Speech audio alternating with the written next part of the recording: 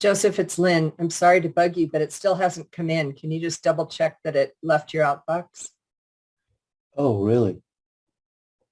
You want me to send it from my AOL? Though Gmail is usually the best. Yeah. No, it's fine. I don't Mm. know if you can.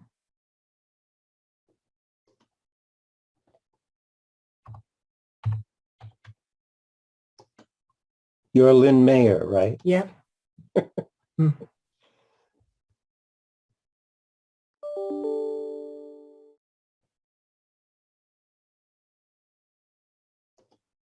Whoops.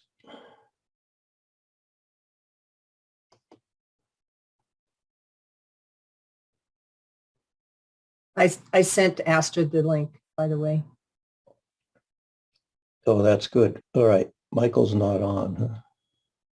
It's 11:01.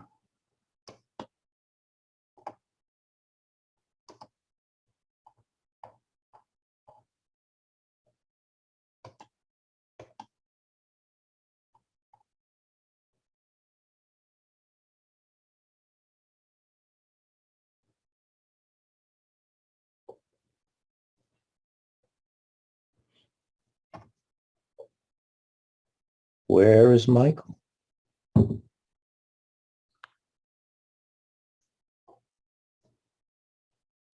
I can show you all before we begin.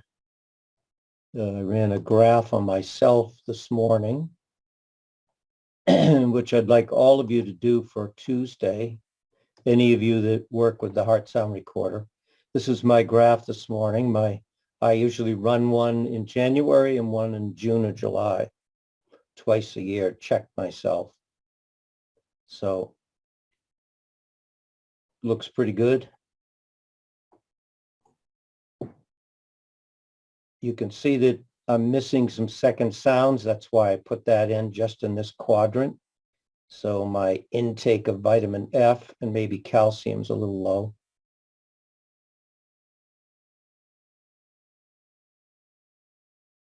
But the key is to see those three peaks and nothing on either side of them. So it all looks pretty good. You could see the rhythm, what the graph registers is 3 to 4 work cycles.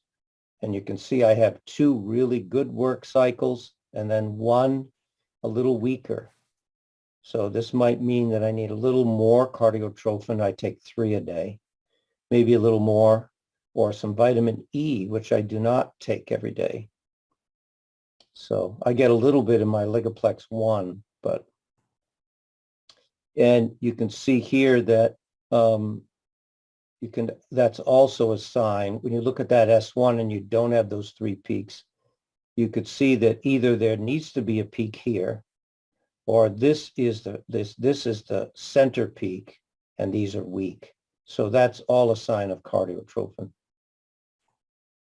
And so maybe just to tweak it, a little bit more. And as I say, the missing second sound. Let's see if Michael's on now. I have everybody. Do you see Michael? I don't see him yet. No. Well, I think I'll start. And because I don't want to take everyone's time. And don't forget to hit record. Yes.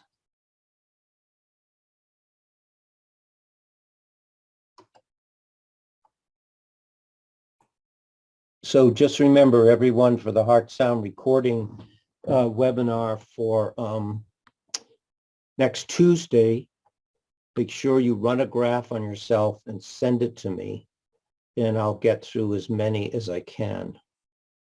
You can send me your clients too, but I really wanted to focus in on you all first of the year.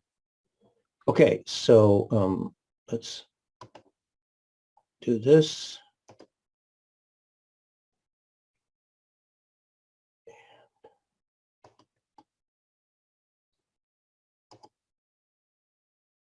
Recording in progress. Well, Happy New Year, everyone. This is Joseph from Adjuvant Protocols for Healing, which I teach once a month now. And I teach the heart sound recorder twice a month, but I may go back to a third time. Some of the new ones that have purchased heart sound recorders want a basic Zoom webinar. And so I may go to that. Of course, you are all advanced practitioners that use the heart sound recorder are welcome to be on there. But I've been teaching these webinars. I just finished my 8th year. I'm entering my 9th year. I started in 2013. And so, yeah, it's a lot of water under the bridge. A lot has gone on in the last 7-8 years with the heart sound recording project. And of course, my book, Adjuvant Protocols for Healing. It's a nice New Year's gift for yourself. These are all my websites, my YouTube channel. All of these are recorded and are on there free of charge for you.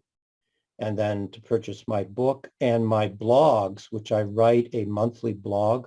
I'm going to be doing a series on the endocrine system over the next 8 months. So I had an introductory blog that I just submitted to them. And then I'll start with the pineal gland and go through the gonads. And Michael Gaeta, of course, this is all of his contacts information. And he also teaches a weekly, I think on Monday, Zoom webinar as well. So you can contact him for that. And he and Charlotte Keichel, who's an herbalist, are teaching a weekend. I don't know the charge. You'll have to find out how much that costs. They'll be teaching this weekend. And I'm sure you'll benefit from that a lot. That focuses primarily on herbs. So Michael and I have been together teaching and as friends and colleagues for 27 years, I believe. I think I got that right. And, Michael said he's almost there. So we decided with Lynn's recommendation that we teach together, and we taught in Colorado Springs and in Grand Junction in October or early November. And so this is, we're recording this, and we didn't get, it's a 4.5-hour lecture, almost 5, where Michael and I just go back and forth on whatever subject. But this one we entitled Getting to the Heart of the Matter. We felt that it would be best to include teaching my book, Adjuvant Protocols for Healing, combined with the heart sound recorder. So, and now we're recording this, and this is the, of course, the part 2 of this. I'm not going to do the disclaimer, and you know my my approach to any lecture is that we are really not in the business of curing disease or dealing with disease. Our adjuvant or adjunctive care and healing that we provide for our clients primarily relates to malnutrition. Malnutrition, inflammation, disease is the process that we go through as human beings, unfortunately, because of our diet and lifestyle. And so even though we discuss and talk about different conditions that are considered diseases, we are not working, it's not our scope of practice, and we don't work with them based on trying to relieve the symptoms of malnutrition by giving people poison. So, or other procedures that that halt or stop or slow down the process of disease, but is not what the body needs to repair whatever that particular is related to that particular condition. So let me get, I think Michael's here. See if I can find him.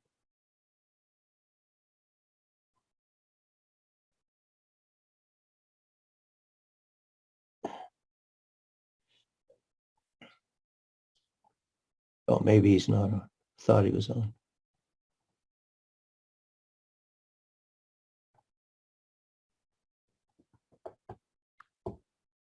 So just a brief review of, sorry, I'm just scrolling through all of your names. See if I could find Michael here. Lynn, can you do that for me? See if you can find Michael. Yeah, I don't see him on there yet. Okay.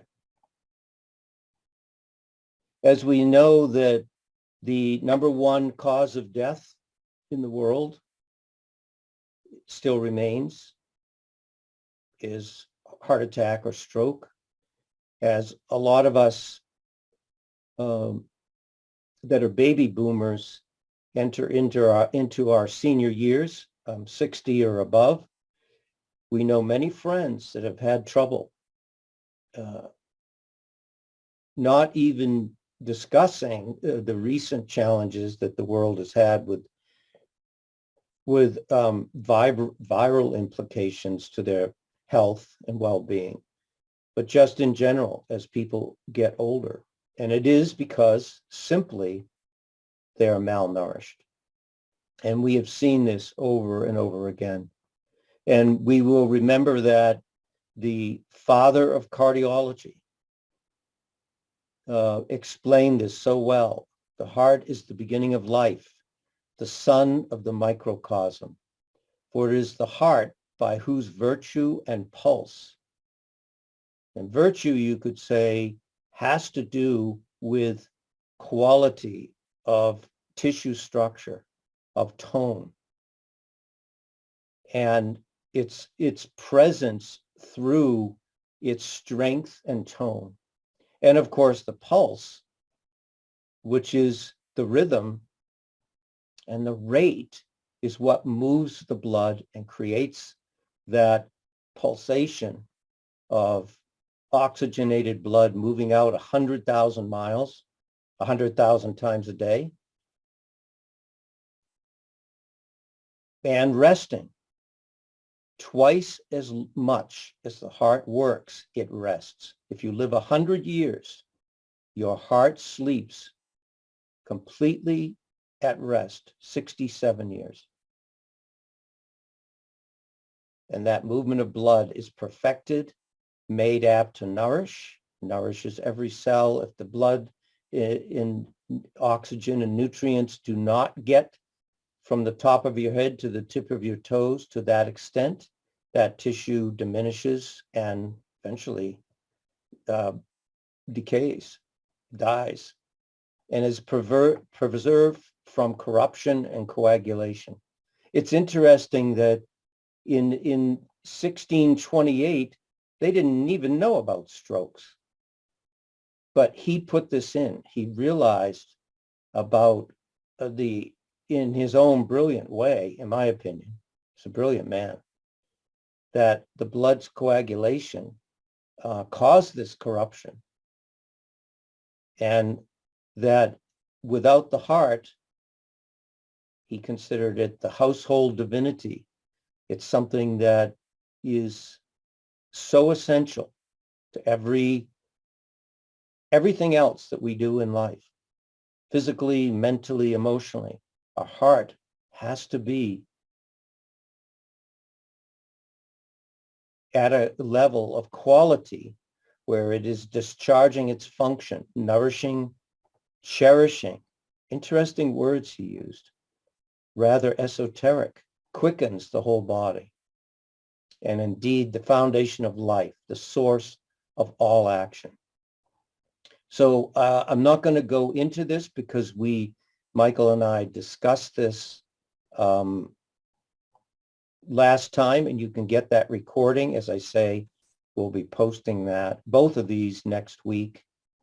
And we looked at last time autonomic balance. Now, when you think of autonomic balance and the autonomic nervous system, which Michael goes into beautifully in the last recording, you think of the heart either being too fast or too slow. Bradycardia, there's the protocol for it. There's the too slow. Remember, the heart must rest twice as much as it works. There's the work cycle. There's the rest cycle. But this is too long of a rest. So what's going on there is the heart simply is not giving enough oxygen to the body. Or, let me just mute everyone out here. Or the other extreme, where the heart is going too fast. And here is again where the possibility of stroke and heart attack can happen. The heart was not designed to do this or to do this. And that autonomic balance that the brain provides for the body for many things, especially vagus nerve function throughout the body, digestion, calming of the body, endocrine function, all of that, musculoskeletal function, all of that is regulated by the brain, particularly the pituitary, through autonomic balance. You get someone with chronic heartburn, they have an autonomic balance, imbalance. And that is regulated by the pituitary gland. And so is the heart. And so, but remember that what I wanted to mention that we didn't mention last time is that whether or not these arrhythmic patterns, which is really the most outstanding thing that we see with the heart sound recorder and our clients, whether they're too fast or too slow. Remember that all of these arrhythmic patterns are, in the end, tied back in with autonomic. The brain can override the heart. The heart inherently beats from within itself. And I'm going to show you some recent research today. It's not been seen before by us. I happened to find it Googling different articles, which I always do. You're going to see that what Dr. Lee said, that the inherent beat of the heart happens within itself, but the brain can override that. The endocrine system out of balance can override that. And I will put that in my article, especially in my pituitary article. So you can go through all of this. And of course, and that's why when you have heart issues that are not resolving, we say that, well, the thyroid, Chinese medicine or Oriental medicine, thyroid governs heart governs kidney, yes. Or kidney can have an influence on the thyroid. Kidney can have an influence on the heart. So the way they think is those three work together, but I like to go from that above down. And so you can see that that adding in, if you're not getting that result, say you have someone with these arrhythmic patterns, and Lynn, and I'm sure others of you, but Lynn and I get calls all the time. I'm doing the protocol you said, the cardiotrophin, the B, even the organically bound minerals, which is really the go-to, which we went into last time with Michael, which you can learn about, the potassium source to regulate glucose in muscles, particularly the heart. But if that's still not working, do not forget to add in something with pituitary in it. Pituitrophin, simplex F, simplex M, female, male, or paraplex. Because unless you regulate that autonomic, unless you assist that autonomic nervous system, which allows the heart to go back to its normal, how it actually works, and not override it for some reason. Could be physical reasons, mental reasons, emotional reasons. Unless that happens, you're not going to resolve these arrhythmic patterns. You could do a lot with the Cataplex B Core, which we'll get into now, in organically bound minerals. But we have to get to the cause of why these things are occurring. And you can, all of these protocols, by the way, I just mute everybody out here. All of these protocols, as I say, we go over in the last in the last discussion, and that you can see that recording. But there are different types of arrhythmias as well. There's Michael. Happy New Year, Michael. Can you hear us? No. Lynn, did you make him co-host? No, Oh, I have to do that. I Okay. think you have to do that. Okay, sorry. Make co-host. There you are, Michael.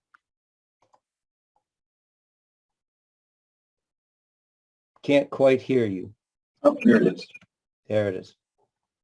So I was just reviewing what we went into last time. Welcome. Excellent. Thank you. Trust everything is okay with you. There is some significant technical issues on this. Yes. Okay. Issues with the internet. So sorry for the delay, but good to be here. Yeah, nice to be with you as well. And so we looked at, I was just telling them about all the different arrhythmic patterns related to autonomic influence, and they can look at the different nutritions that. Yep. So where we left off last time was right here. Mm-hmm. And this was a case, and we're going to go into this Cataplex B Core quite a bit. This happened in one of our first lectures that Lynn and I did in Salt Lake City on the heart sound recorder. Wonderful chiropractor. I don't think I told this story last time. Well, I did in Colorado Springs and Oh, sure. But wonderful gentleman. And I was running graphs on anybody who wanted them. And this was at 3:30 on the break. So I ran this graph, and as all of you can see, that this would be a normal cycle. Do you see this? Almost has three peaks, excuse me, not quite. So you could see a little deficiency, but the second sound comes in too fast. Then this long rest period. Then his heart goes off, and you can see it. He gets into like almost a fibrillating pattern. So now remember, there's two types of fibrillation. There is this type of arrhythmic fibrillation, and there is this one. Hold on. It's where you get into an atrial fibrillation, where you see the fibrillating pattern in the rest periods, and it could be in the systolic interval or pause. Some call it the systolic rest period. And this is where blood is moving from the bottom part of the heart up through the top, by the way. Then the heart is refilling. So the only thing happening here is blood is entering the atrium. That's all that's happening. This should be completely quiet. And so should this. In the movement of the blood should be quiet. This should not, the microphone or sensor shouldn't be picking anything up. So this is what you call flutter or AFib. This, what we just showed you, is looking at other types of fibrillating patterns. tick, tick, tick, tack rhythm. And you could see that he goes fast, slow, fast, slow. So I asked this wonderful chiropractor, he'd been in practice 40 years, he's just a wonderful man. And I said, And where was this, Joseph? this was in Salt Lake City. That's right. And I said to him, I said, doctor, do you ever feel your heart? He said, oh, my whole life, my whole life. And so I said to him, I said, well, you should not feel your heart. You shouldn't even know you have a heart, as Dr. Lee said, upon exercise, of course, or if you just almost had a car accident or had a car accident, of course. But normal function or laying down your head on the pillow, you shouldn't even know. And he said, well, it's always been that way. So at that time, we had Cataplex B, and I think I gave him my whole bottle. And I told him to take 6 now and 6 in an hour, and then 6 more. And then I would check him again after the event that was at 5:30. I checked him again. And you could see that the arrhythmic pattern, for the first time, as long as he can remember, cleared. Wow. You could see that. That's So obviously he took the Cataplex B home. Now you can see, if you look at this graph, nice 3 peaks that the B brought back, but look at this side. See, he also needs some cardiotrophin as well. So great, one of my first great stories, a lot in the beginning.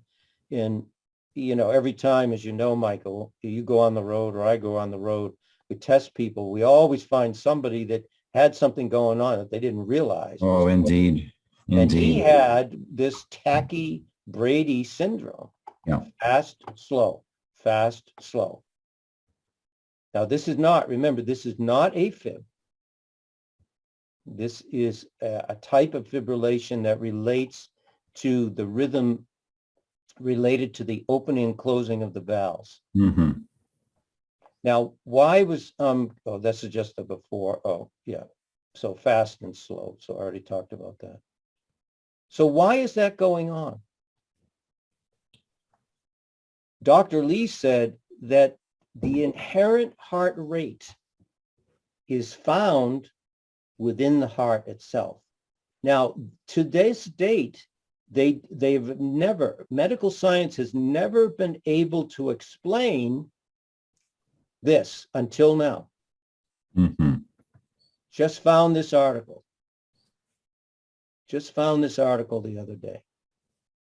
And this is a new type of cell has been identified. It's not a new type of cell. It's been there since the beginning of human beings on Earth, to the heart. They just have found it. That is linked to regulating heart rate. And the discovery promises. See, Dr. Lee and others at that time knew this already. They could just never prove it. And that's why Dr. Lee made the endocardiograph. He wanted to prove it. And that nutritional deficiency was the cause. And the discovery promises to advance our understanding of cardiovascular defects and diseases once these cells have been made more extensively studied. Now, what's interesting. Yeah, go ahead.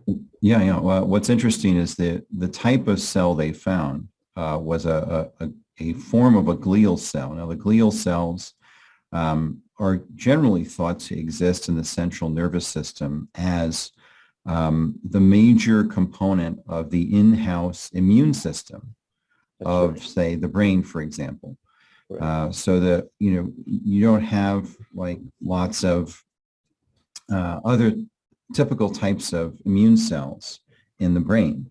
But the primary brain immune system are the microglia and the glial cells, which act as kind of sentries for what is in the brain and what is happening in the brain. So you can think of this, this arrhythmia cardiac issue as, in a sense, having an immune component. Now, Dr. Lee taught that a lot of what we're seeing in the heart is actually autoimmune. And so to find an immune cell in the heart that is related to regulating heart rate is, I think, very significant. And as Joseph pointed out, it only took Western medicine, it's typically 50 to 70 years, 50 to 75 years to catch up to what Royal Lee figured out. Yeah. So this is a very, I think, a very significant discovery. Yeah, and it says here, I just looked up the glial cells a little bit, and exactly what you said, Michael, the article said, but I'll tell you, an adult man has about 85 billion. Yes, I did say billion, everyone. Glial With a B. Now, there's probably more because they're finding them other places. They're finding them, this article, which I left for you to read through. And some of you will love this that work in this field. You'll love this article reading it through. They actually found it in zebrafish. Now, why the hell they were testing zebrafish, I don't know. But they also found these cells not only in the heart, in the pancreas, in the lungs. So the body is magnificent, whether we know it or not. Whether we know all of these things about the body, and of course, medical science, the mind has to see it and figure it out. Well, now it's seeing this. That's good. But we can trust that the body is magnificent. And these things that, especially that Dr. Lee taught, will eventually all come out to be true. So anyway, so there's that article. So maybe you could talk a little bit about the Cataplex B Core. Yeah, so the B, thank you, Joseph. The B Core was a multi-year effort for Mark Anderson and Joseph and others to see if we could get back to Dr. Lee's original formula from 1935, which is a simpler formula, had fewer ingredients, and to have more of those ingredients in the tablet. And so the result of that was Cataplex B Core, which is a very simple formula of the liver, the wheat germ, the beet, the rice bran, carrot. Very simple formula. And a lot of the kind of alterations that happened to Cataplex B over the years with the addition of some synthetics was basically reversed. And we got back to, now thankfully, we had the original bottle available from 1935 of what the original formula was. And so this formula has really proven to be, extraordinarily useful. This is really, in my own practice, this has replaced Cataplex B entirely. It's a slightly larger tablet, which I think is going to be a trend, as we've seen with calcium lactate, of fewer larger tablets, which I think is good for patients in terms of pill count. And this formula was also developed using the heart sound recorder. And Joseph and others had really tested this formula out using the heart sound recorder to see, well, is this actually better using the digital endocardiograph? Is this better in terms of objective outcomes than the Cataplex B that we've been using for decades? And Joseph can, he was there, for all of that, and he can report on the specifics. But I know that the result of that testing was that the B Core was vastly superior, or significantly superior at least, than the Cataplex B formula. And instead of 6 to 9 tablets a day, it's just 2 to 3 tablets a day. So I'm very happy with this formula. And in some cases where I have to create a smaller protocol for a patient, I'll lean on this as their multivitamin. If they need the B and they need a multi, sometimes I'll use this, at least short term, as their multi because it is so broad and nutrient dense. Wow, that's so interesting, Michael. I never thought of it that way, but that is excellent. And yes, now your more severe, which we'll look at, just as that gentleman in Salt Lake City, had to give him like 18 Cataplex B to correct that in 2.5 hours. From 3:30 to 5:30, 2 hours. But I had to give them a lot. But now we have discovered, the whole network, Heart Sound Recording Network, Dr. Sue and others have found it that really with someone with severe arrhythmic patterns, you have to up it a little bit, like to give 2-3 times a day for a couple of weeks. Then you can bring it down, as you say, to 2 to 4 a day as a maintenance. But the index of product bulletins is the book. And you can look at all of Lee's original formulas. That's the book that he goes through each product that he had made at that time. You can see the original formula in there. And it'd been on back order. I just gave my last one to a doctor when I was on the road with Lynn, and I haven't been able to get mine. And because I refer to it every day, answer questions or explain things. But now I just ordered 2 more. So Saline River Press has that book. Make sure you get it. But yes, this was basically the original formula. These food sources. Now, remember that all the B vitamins must occur together. That does not happen in the laboratory. Any synthetic B vitamin, you're not going to have the results. You may get an initial result, but over time, it'll make the client worse. That was Dr. Lee's quote about synthetic B, because you've got to have these food sources. Did you want to say something about these food sources, Michael? Just that they have a range of nutrition other than B vitamins. We have the E complex. We have, hundreds of nutrients found in phytochemicals found in carrots, for example. The beets have a range of cardiovascular benefits related to nitric oxide. Liver is like eggs. It kind of contains everything. It's like a party trick. When somebody asks you what food is a good source of blank, whatever they say, you can say liver or eggs and you'll be right. Yeah. Because it's so broad nutritionally. So this is a very, very powerful formula. And again, it is it's a more of a purer whole food formula than, what Cataplex B became, over the years. And clinically, I've just been delighted at the changes I've been seeing in patients.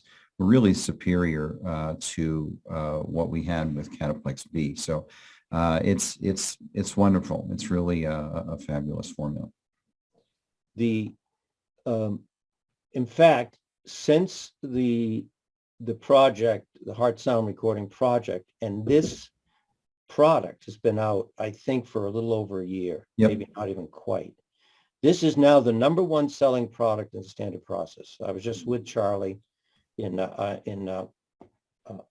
November, October or November, can't remember. And he was saying that the Heart Sound Recorder, that project has brought this to the fore. And thank God, because the B vitamins, what else do they regulate? Well, we eat mainly a lot of carbohydrate. Well, B vitamins convert that carbohydrate from chemical energy into electrical energy. But this is why you're seeing so many people, and you'll see it as the baby boomers grow older. This will be a hallmark of your practice. Yep. You're going to see it. Because remember, the B vitamins are primarily water soluble. They only stay in the system 72 hours, 3 days at the most. And so it's important to make sure that all of your clients are on this product, especially you and your family. And it tastes good. It's got a little sweet potato in it and some other vegetables. So yeah, it's very chewable.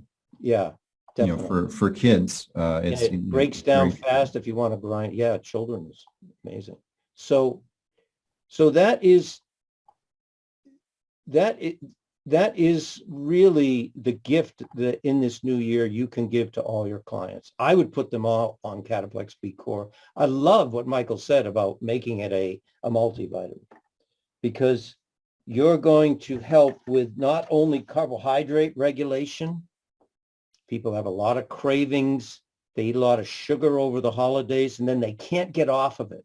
The way to get off of it is to use B vitamins. That will subdue the cravings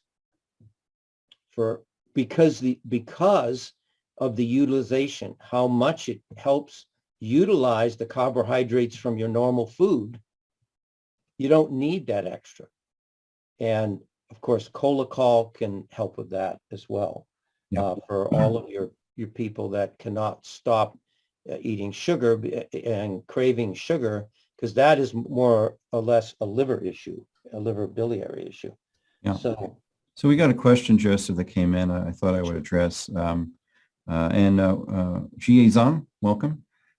She says, I have too many patients with gluten sensitivity or gluten reaction. I'm unable to use this. So bad. So thank you for that. Just a couple of thoughts on that. There are a couple of things to consider, and I'll just give you the shortcut because we have more we want to make sure we get through today. But the short answer would be one, that folks with gluten sensitivity, oftentimes it is not the gluten but the glyphosate that is the issue. Conventional American crops, non-organic crops, are often, not all the time, heavily sprayed with glyphosate. The wheat crops, for example, but others as well, other grain crops are heavily sprayed with glyphosate. And a lot of what folks label as gluten sensitivity is really glyphosate sensitivity. For example, the food that has been, in terms of laboratory testing of foods, the most glyphosate in the American diet has been found in something I grew up on when I was a kid, which is Cheerios.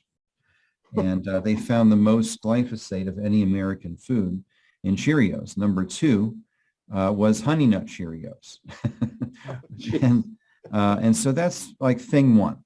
Now, it is true about 0.75% of the U.S. population has celiac disease.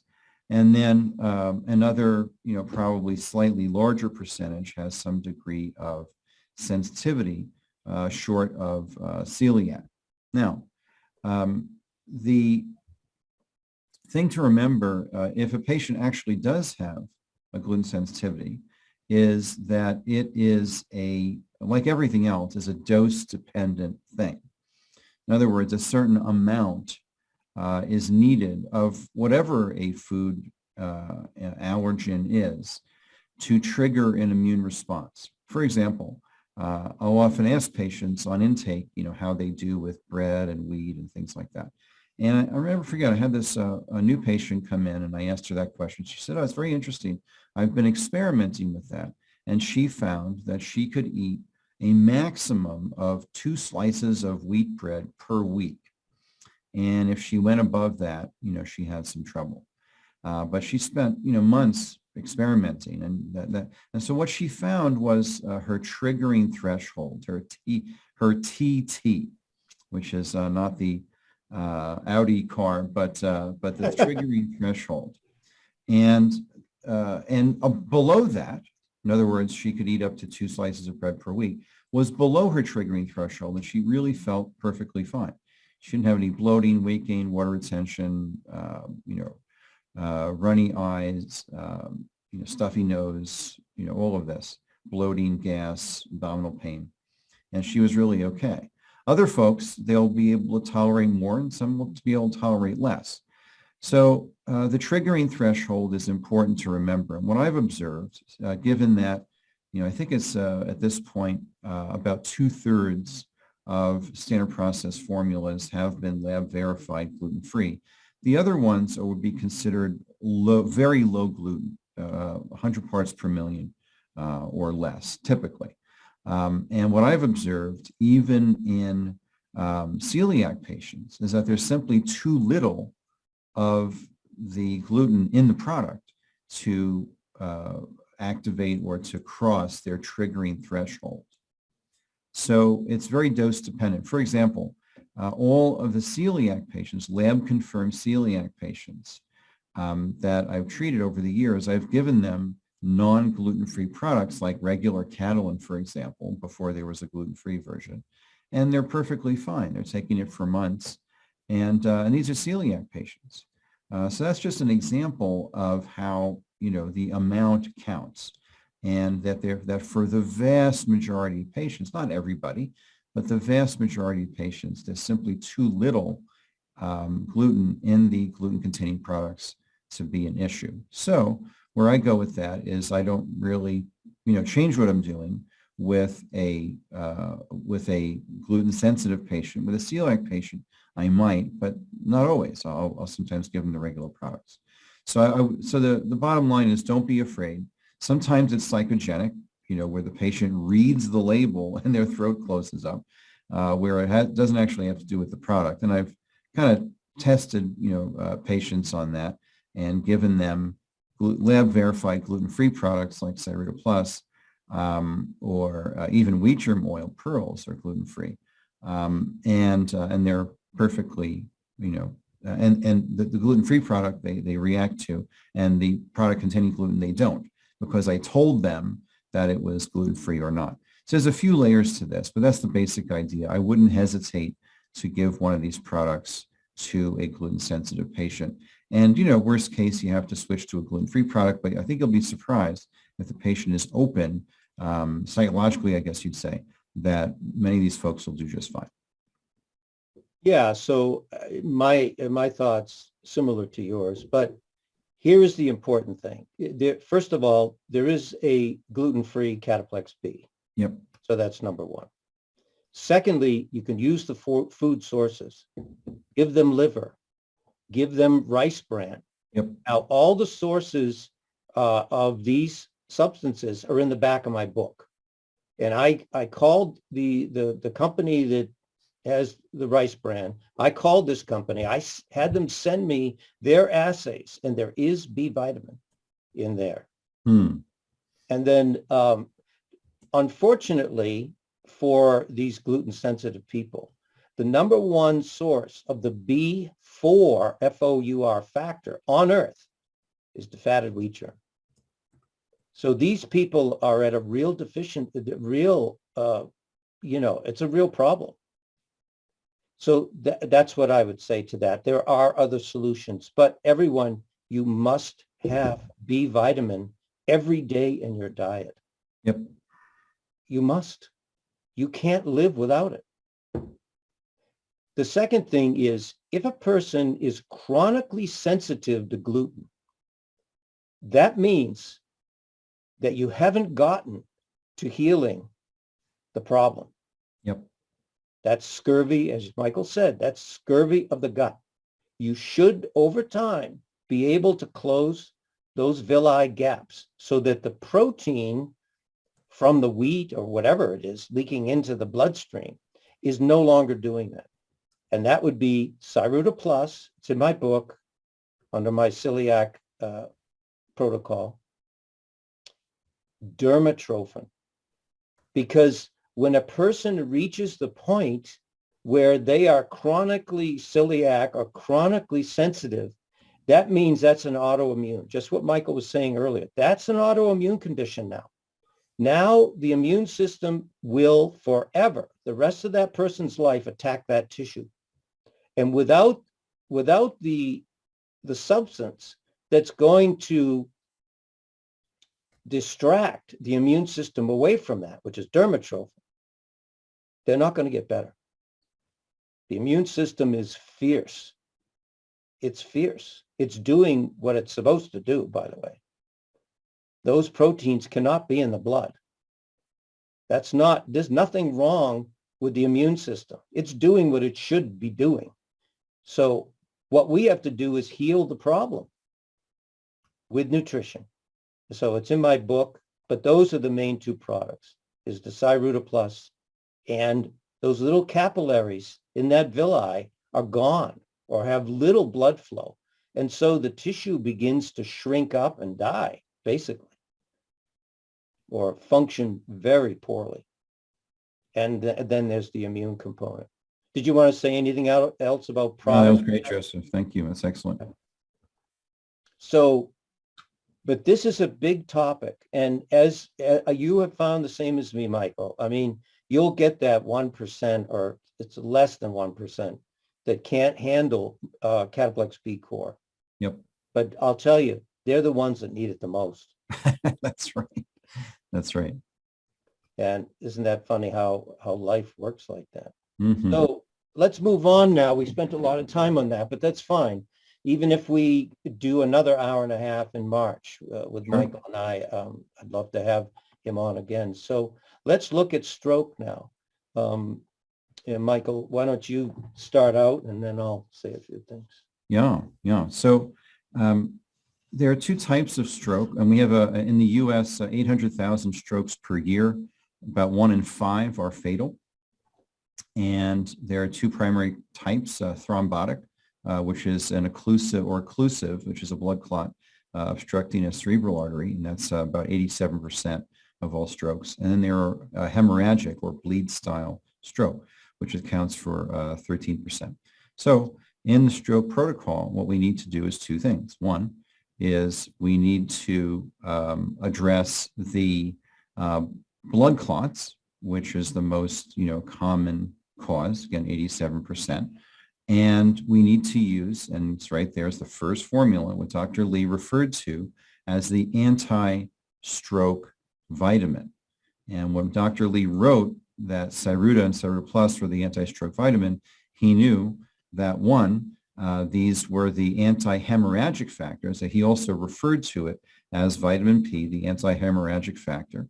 And we also know that the buckwheat is probably the best source of naturally occurring rutin, which dissolves and prevents clots from forming. And so you'll see there, the Cyruta Plus is right at the top for that reason, because it helps with both thrombotic and hemorrhagic style of stroke. Now, you'll also see in the second, part of this protocol, it's really a great protocol, is FOS food or soybean lecithin. And Joseph, maybe just want to mention what you were thinking of there, and then I'll take the ginkgo. Yes, definitely. So I want to say, when we call Cyruta Plus the anti-stroke vitamin, we didn't name that. That was Dr. Harvard Lee. University Right. named rutin. And by the way, John Courtney, when he taught me about this product, he said, Joe, it has rutin, but it has hesperetin and it has quercetin. Mm-hmm. I get a lot of emails. Well, what product has quercetin in it? And hesperetin. So these are all your bioflavonoids that bring back the integrity of what? The small blood vessels I just said with celiac, with all of the small and large blood vessels throughout the body. So the reason that the FOS food and the soybean lecithin is the second most important product is if the blood is too thick, that's when you're going to get that possibility. The thicker the blood. So you could say, well, how do I know? Shake their hands. People with chronic cold hands, cold feet, ask them when they get in bed at night, does their wife make them put on socks? Or touch people's feet. Now, some of you are foot reflexologists.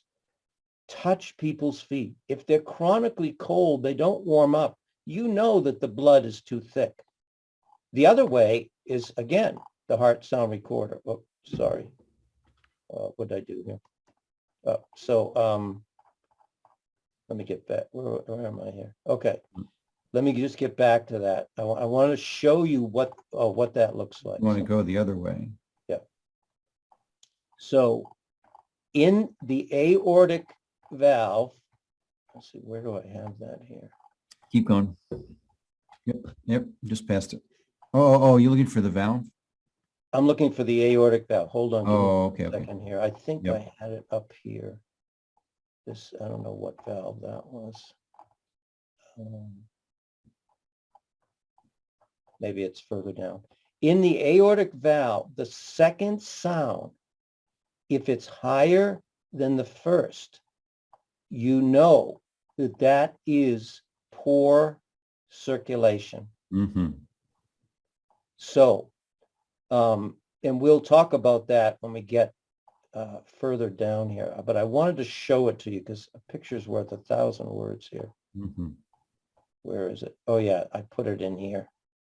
Yes. See the second, see the aortic? See the second sound? This should be, this should look like this. The second sound. This tells you that the heart is not doing lub-dub. It's doing lub-dub. It's trying to force, the blood is so thick that it falls back and slams that valve shut. Mm-hmm. Shouldn't be doing that. The valve should close gracefully and graciously with the normal viscous of blood, the viscosity. So if a person, this is why I want all of you to get checked twice a year. I'm not asking much. and it's out of love. You should be having 2 heart grafts run a year. Because if this is chronic, you have a good chance, a greater chance. Number one, you probably have high cholesterol or too much cholesterol, too much fat, or too much calcium in the blood. Now, John Courtney would say you can also have too much incomplete protein. These are the big meat eaters. And you can do a 10-day journal. Find out what people are eating. Oh, I do paleo. I only eat meat. You know, Bob Atkins said to me, Robert Atkins, the Atkins diet. You know, He was some your of these. account. Yeah. So, you know, I wasn't a friend, but I knew him. You know, I gave him a tie every year for Christmas. And he said to me several times, he said, you know, these big meat eaters, they got to be careful. They're not, you know, they're not putting too much fat into their blood, because fat or they're cooking their meat too much was the other thing that he said. So because if you cook meat too much, of the 22 amino acids, you're missing the 8 essential. So that protein just hangs around. Those other amino acids, that protein breakdown, those amino acids just hang around because those 8 are destroyed by heat. So protofood is applied here, or the other products that we just looked at. Phosphate liquid will balance out. It won't get rid of all the calcium in your body, but it will get rid of too much calcium in the blood. It's hanging around, and that's a sign you need vitamin F too to transport it. You're not transporting the calcium out of the blood. So,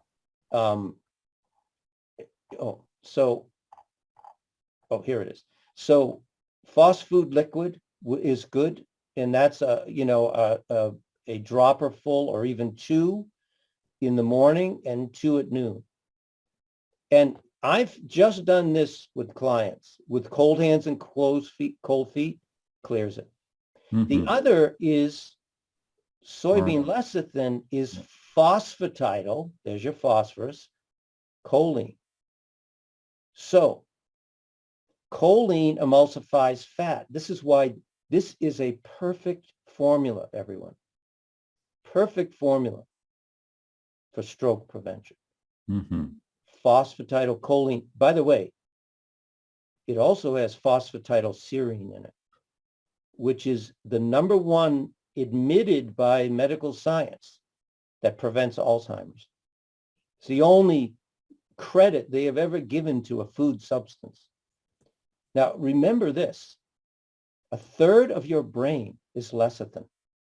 2/3 of the fat in your liver is lecithin. Do you think you need lecithin?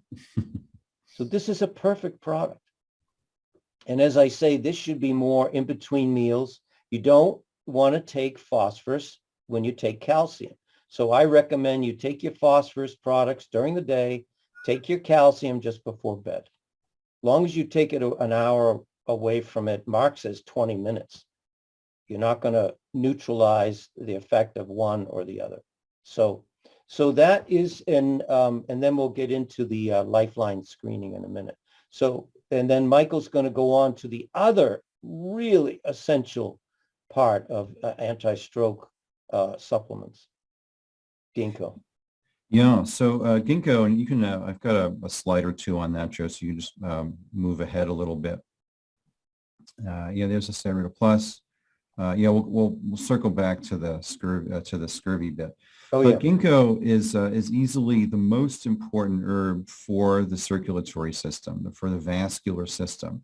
And there are several reasons for this. One is it actually improves the health of the blood vessels, both arteries and veins.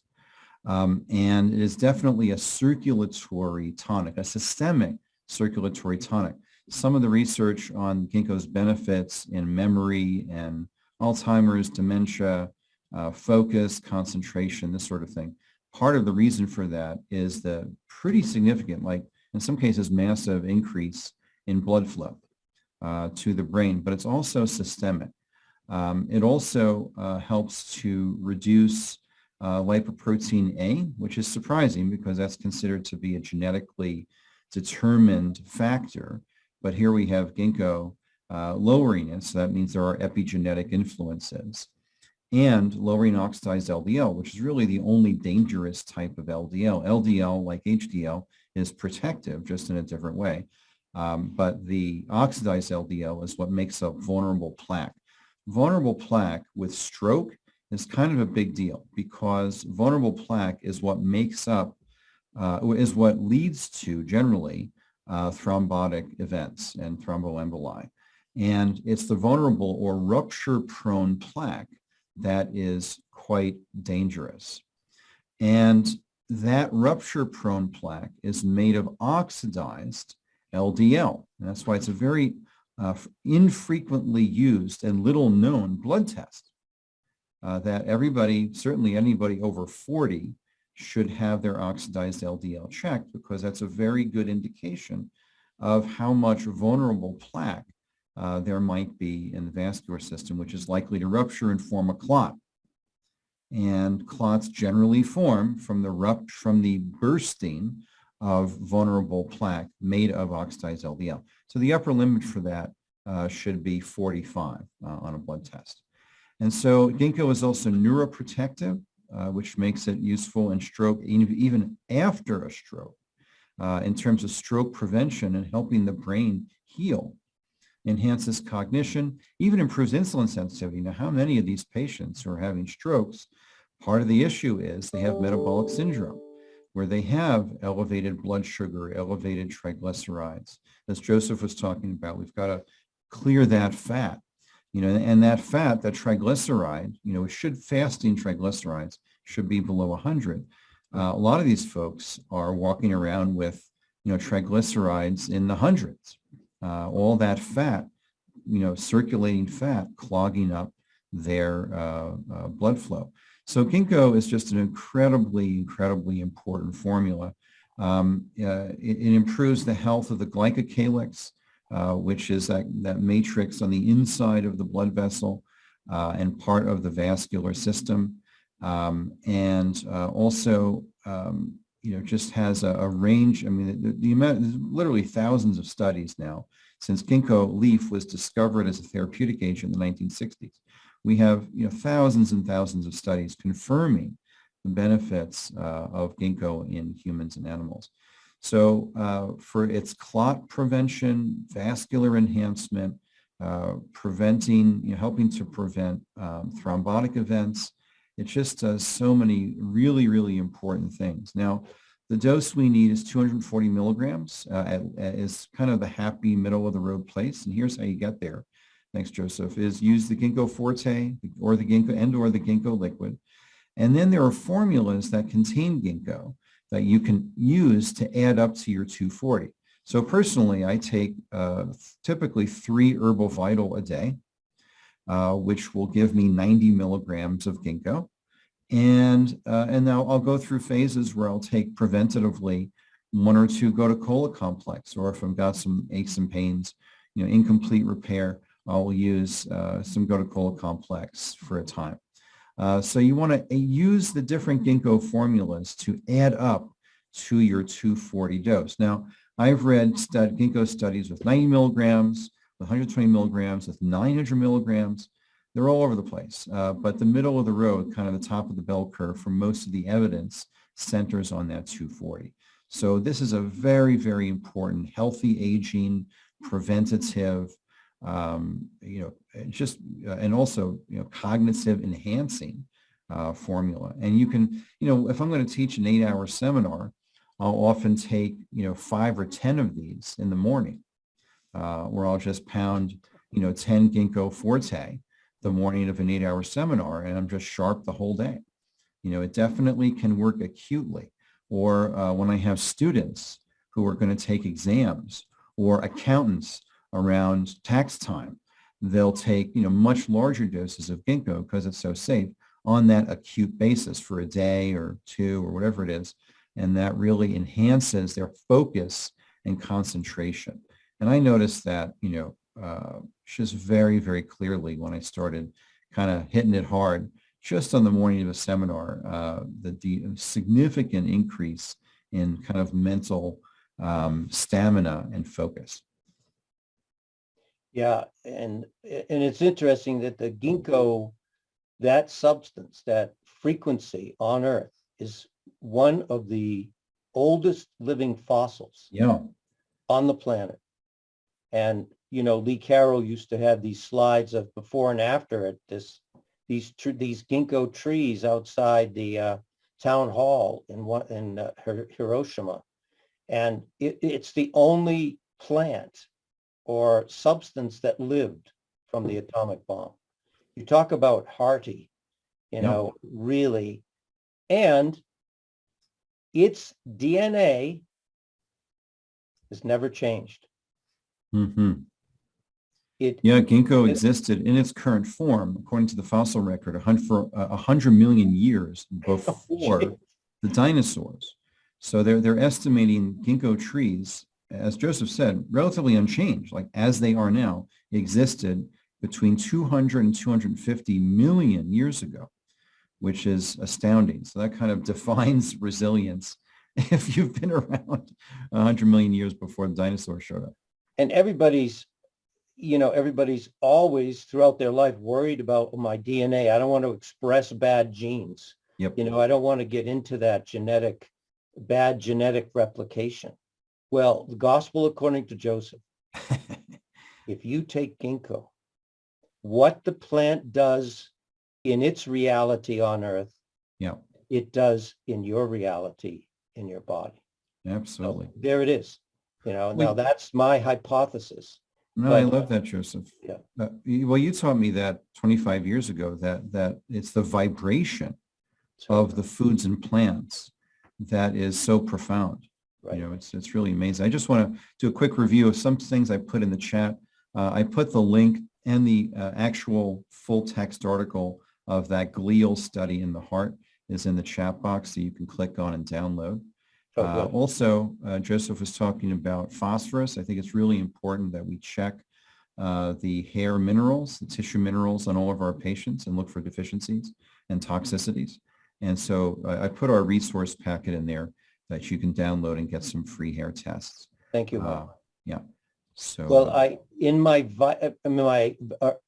vitality blend, so in the back of my book, I have a page of my blends that I take at least 3 times a week. I take all of these blends, and it's ginkgo, gotu kola, and Romania. So Romania for kidney chi strengthening, the ginkgo for everything that we've talked about, and then the gotu kola, which strengthens collagen, prevents scarring. And gotu kola, in my opinion, is the herb for the pineal gland. So, but just to stay with ginkgo, and that if you take my blend, it's a tablespoon has 5 mils. Every tablespoon of that blend has the 5 mils. Now it's the lower end, but still, if you do it consistent enough, you're going to get, based on the studies. So the last thing that I say that I like to, and I want to get it on the recording, is my my vision of what Gotu-Kola does is it's WD-40 for the red blood cells. And it ties in with what Michael was teaching us about this platelet aggregation. The red blood cells are bigger than most of the arterial chambers in the body, especially the small blood vessels, which you got 60,000 miles of. So if you want the red blood cells to get out to your fingertips to bring oxygen and nutrition, then you've got to make sure that they can get there. And the ginkgo is key to that, of lubricating those red blood cells so they can contort better and get through to the tip of your toes or the top of your head.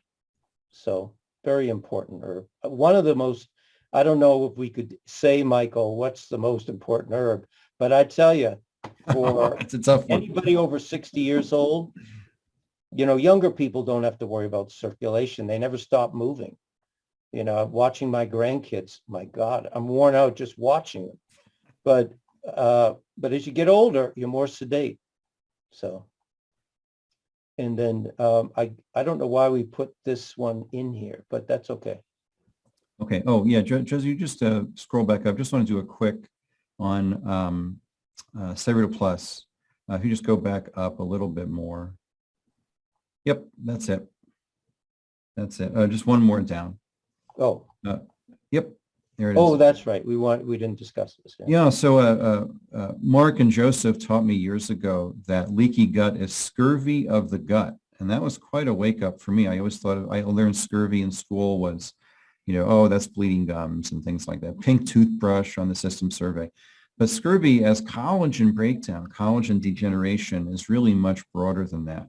And Dr. Lee taught that scurvy was the main cause of osteoporosis, that it was the protein portion of bone that was really the factor. And I was really, you know, kind of happy and had a little smile when a couple of years ago, when Sayer G on Green Med Info wrote that osteoporosis was scurvy of the bone. And I was like, you are right. And Dr. Lee said that, you know, several decades ago. But scurvy it can manifest in different places. In the gut, it's a leaky gut. Again, because we're talking about collagen, protein degradation or insufficiency. Scurvy in the blood vessels will show up as varicose veins and such. Droopy skin, like older folks, you know, they'll get the droopy skin under the arms or under the chin. A lot of that's actually often scurvy, you know, insufficient protein. You know, the sagging butt, again, protein, collagen is really important. Monica pointed out that a meat stock can be very helpful as well, you know, as a factor in the diet, which is great. Facial wrinkles. Dr. Lee talked about vitamin F as the cosmetic vitamin because of its ability to improve the health of the skin. And joint instability. That was crepitus back in the day when the British sailors, you know, discovered to suck on limes for vitamin P. It was that when they move the neck, you know, this, you know, crunching sound, and happens sometimes with other joints as well. Joint instability sometimes is scurvy. So the reason we wanted to bring this out today was to broaden your ideas of when to use Cyruta Plus as the anti-scurvy vitamin, vitamin P. You can use Cyruta Plus in a lot of situations like these listed here that you may not have thought about, right? How often have you thought about Cyruta Plus for a patient who has osteoporosis, right? Probably not often, but it's a key formula along with your ostrophin and your calcifood, for example, and your bone complex. You got to get Cyruta Plus in there. So just to broaden your ideas about scurvy and when to use Cyruta Plus. Yeah, Michael, you're so right. And, you know, if you lose the ability of that collagen that makes up your arteries, that makes up these these different tissues throughout the body, your joints, the small blood vessels, especially Yep. varicosities, you have to have the intercellular cement Yep. to hold that protein, that collagen together.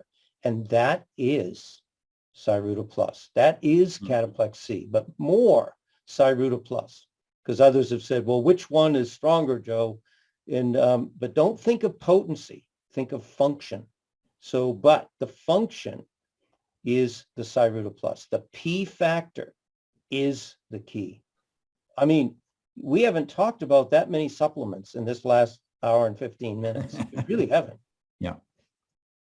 But these are essential supplements. And listen, I'm not going to keep saying it, but I'll say it one more time. All these baby boomers, by 2025, a quarter of the United States are going to be retired. They're all baby boomers.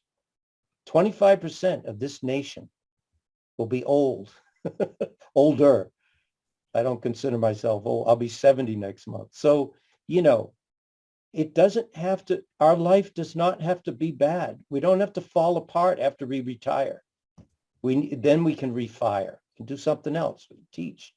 But Oh, I like that. Refire when you retire. I like that. that's right. That's right. So anyway, so a couple of great products for sure. Yeah.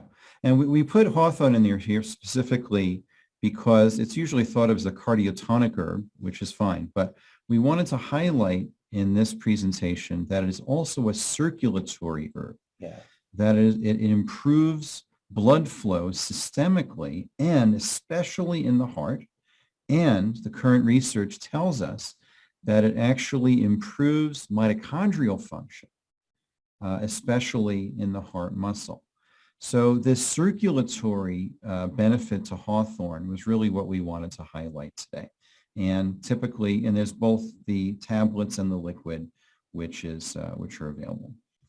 Michael, can you just say a few things about, I didn't know that it helps with insomnia. I'm always looking for other products. We have so many that have trouble sleeping as they get older. Yeah. That's a traditional indication in traditional herbal practice. Back along the way, they used hawthorn for a lot of things. They use a lot of herbs for a lot of things we don't use them for today. So that there's a broader range, for a lot of herbs, there's a broader range of indications than we usually think of. And this is an example of that there was a traditional use that was found in the old texts, the herbal texts, and then they put it to the test with some modern research, doing some clinical trials with this herb. And what did they find? That the traditional use was validated by some of these outcome studies, where folks did actually, they just found, they didn't come up with a mechanism or, oh, what's in the hawthorn that does that. They didn't figure that out. But they did have enough data that it was clear that it definitely helped people sleep better and rate their anxiety scales, for example, lower. Well, I could see that because I wouldn't say it's a primary formula for that, yeah. but it's interesting to try. Yeah. And this is Dr. Lee's famous line, try it and see. Yeah. Because a lot of people can get to sleep, but when they lay down, the circulation gets so bad to the brain wakes you up. Yep. So if it increases the circulation in the brain when you're supine, I could see the sensibility of trying that. Wow. Yep. Very interesting. Yeah, because we already talked about this Harvard study. Yes. Yep. So now we're not going to get into this, but Michael, you may have some comments, but this is I looked through many different overviews of Paleo Diet, but this young woman, she's a practitioner. I think she's a nurse practitioner. Mm-hmm. She did a great overview of a Paleo Diet, what it does, the simplicity of it, this hunter-gatherer diet, which our body is most responsive to. Now, we're not saying it's for everybody, but the Paleo Diet, in my clinical experience, has helped more people than any other one that I've applied. But Michael, you may have different thoughts or additional. No, it's very good. I think the Paleo Diet avoids a problem with the keto diet in that the Paleo Diet is not as low in fiber. And that is, that's an important thing, to keep in mind. The keto diet is a very low fiber diet, which is problematic for the gut microbiome potentially. So yeah, I don't have much more to add. Yeah. Now, the reason we put this in, I wanted to put this in because this is the diet that promotes less inflammation. So what are we talking about? We're talking about stroke. We're talking about heart issues, circulation. The less inflammation you have, and I'm not saying that carbohydrates are inflammatory foods, but for some people, they are. For some people, they are. Too much red meat, fat in the blood, if the body's not getting rid of it, especially as we get older. So the paleo diet, which includes red meat, but it includes other proteins that don't have that fat content and good vegetables. So anyway, here is the last section related to the tone of the heart. What I read in the very beginning of the quality, the virtue of the heart. I said before Michael got on, relates to the tone. So this is the section that the original fathers of cardiology really felt was key to longevity and happiness too. Yep. I don't know if you want to go through these or not, but. No, I think these are pretty explanatory. Wanted to just underline what Monica was saying, that food quality is a massive issue, with whether, with meat, for example. But yeah, this is good. The heart tone is really critical. So mitral or tricuspid valve regurgitation. So when the muscle loses its integrity, it loses tone, it pulls away from the valve, which is cartilage. That cartilage is not going to move, but the muscle pulls away, creating that regurgitation and leakage. And you want to see what that looks like on the graph? Here it is. Now, how many of you on today that have run graphs, you see this in a lot of people, especially as they age, or if they've had high fevers as children, if they've had car accidents. So we just don't even, we usually think of it, well, they just haven't had B vitamin in a long time. It can be trauma caused from swelling of the heart, infection, and trauma. We think of closed head injuries and car accidents and falls. What about heart trauma? All of this ties in with that trauma to the heart, creating that heart muscle to weaken. So nice. Anyway, so there is that. And just to underline, a key protocol that you'll see throughout Joseph's book and throughout the protocols we're talking about is that combination of Cataplex B Core and Cardiotrophin, which is really the key duo, the dynamic duo for improving heart tone. Yeah, and this individual who I know, they said, well, my heart, there's nothing wrong with my heart. And I said, okay, I didn't say a word. She said, nice 3 peaks. They're correct. But look at the after. Look at that happened. Now, I know, because I know this person's life pretty well, I know that they had chronic fevers from earaches as a child. There it is. Doesn't have to be just rheumatic fever as children. Yes.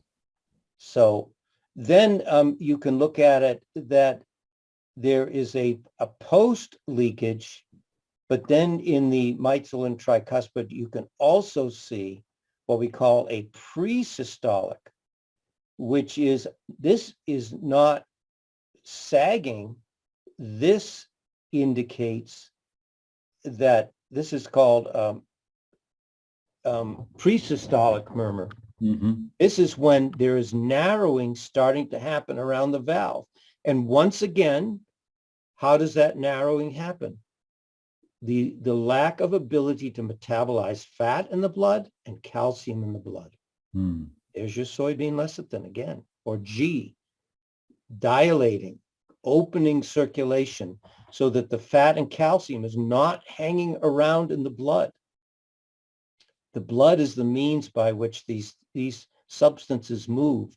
It's not taking them in and letting them hang around in the body. It's not an invitation to move in. So anyway, so that's your G factor. And then here is what Michael was saying, that the classic, and I have said, over this was starting my 9th year teaching now, if I could give the world 2 products, I would give them Cataplex B Core, cardiotrophin, just what Michael was saying. Here's that indication of not so much, there is a little leakage here, you can see that, but mainly only one peak.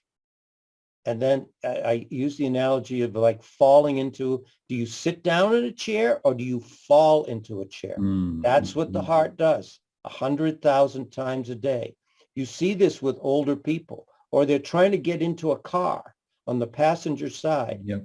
And they kind of hanging on, they get in and then they collapse. That's what the heart does. Yeah. If you don't see those 3 peaks, you've got weakness. Yes. Lack of tone. I don't know if maybe you could say something about that. That's great. Yeah, there's something Joseph has in this slide I just want to highlight, is that fourth bullet. No, go just yeah, there it is. Oh, right here. Oh, sorry. And Dr. Lee taught that one of his most effective formulas, based on what feedback from doctors, for diabetes, for elevated blood sugar, hyperglycemia, was cardiotrophin. And it was very interesting. This is a classic like Royal Lee story where they started with an observed outcome clinically, consistently among various doctors using the products. And then Dr. Lee would think about, well, why did that happen? And so they had an observed empirical outcome. And then he theorized, well, cardiotrophin improves muscle efficiency. And the muscles are one of the 2 primary users of blood glucose. So what he wrote about cardiotrophin was that it progressively improved muscle efficiency and muscle utilization of glucose in the blood, therefore lowering blood sugar. Yeah, and that's why we say if you're going to take cardiotrophin, and Mark teaches this, take the protomorphogens the minute you get up and just before you go to bed. That's when you would take, for this, what Michael's saying. Empty stomach, yeah. Pointing out here. Yeah, you would take the cardiotrophin just before you go to bed. Mm-hmm. When is the diabetic sugar highest? In the morning. Why? They haven't moved all night unless they do some, what I call natural calisthenics in the night. They're not moving around. Right. And so the sugar just gets into the muscle, stays there, and can do damage. Sugar is fire, and to the nerves going into the muscle. So all of that is and cardiotrophin is, we've done this, Mark and I and Michael, we've talked about this, using this for your diabetic, especially your really bad diabetic clients. They really feel a difference. So talked about those. Mitral valve prolapse. Do we want to stop here, Michael? Yeah, I think that would be good. Why don't we pick up? Why don't we pick up here, and then next time we'll finish, and then what we'll do is we'll take question and answers next time. Yeah, that'd be great. That'd be great. I just wanted to let folks know. I'm just going to share screen, Joseph, if that's all right. Sure. And I just wanted to let folks know about a course that we're putting on this weekend. It's the first time we're doing Herbal Winter School.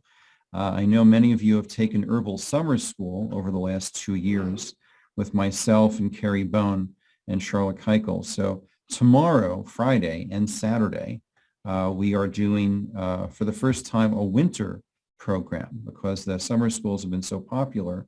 People were asking not to wait a year for another one. And so Charlotte and I are going to teach an 8-hour online symposium tomorrow and Saturday called Winter Herbal School 2022.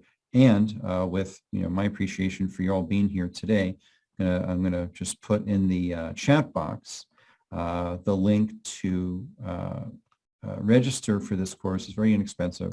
And there's a discount, which is just for today, because for today's webinar attendees. And it's not a CEU course, April. However, we do have CEUs for our 2 herbal summer schools, which are available as self-study courses. And you'll see here our 2020 and 2021 herbal summer schools are online self-study courses, study at your own pace, with CEUs, 8 CEUs for chiropractors, acupuncturists, and naturopaths. So just wanted to make sure you knew about that. Please join us. It's going to be a great presentation. And we're going to be talking about 3. So it's Charlotte and I. Here's the schedule.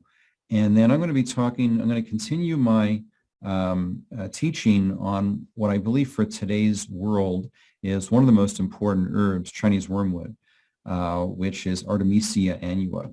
And so we're going to be talking about that. I spent the entire herbal summer school last year on this subject, and it's just so much more that I found that I want to share with you on this herb. It's very, very important herb. And then we're going to go through the COVID protocols, so immune support, preventing injury, things like that. And Charlotte is going to be giving a new presentation. She's never taught this before. She's really excited about it. And it's the medicine of taste, of understanding the 7 tastes of herbs and how to use that understanding to improve our clinical outcomes with patients. So we've got just a great program. I really encourage you to join us tomorrow. What are the hours, Friday? Yeah, the hours are, here it is. It's tomorrow, Friday, 5 to 8 p.m. Mountain Time, 7 to 10 p.m. Eastern Time. Guess that would be 4 to 6 p.m. Pacific Time. And then Saturday, we go from 10 to 3 Mountain, which is 12 to 5 Eastern, and 9 to 2 Pacific. And we're really looking forward to this program. We've been putting it together for a while, and it's going to be great. So please join us and use your discount, which is just for today. It expires at midnight Mountain Time to get your discount on this program. So that was it. Just wanted to let folks know about that and invite you to join us. Great. Well, thank you all for being on. Keep track of your questions for all of the 2 sessions that Michael and I have had, and then one more to go.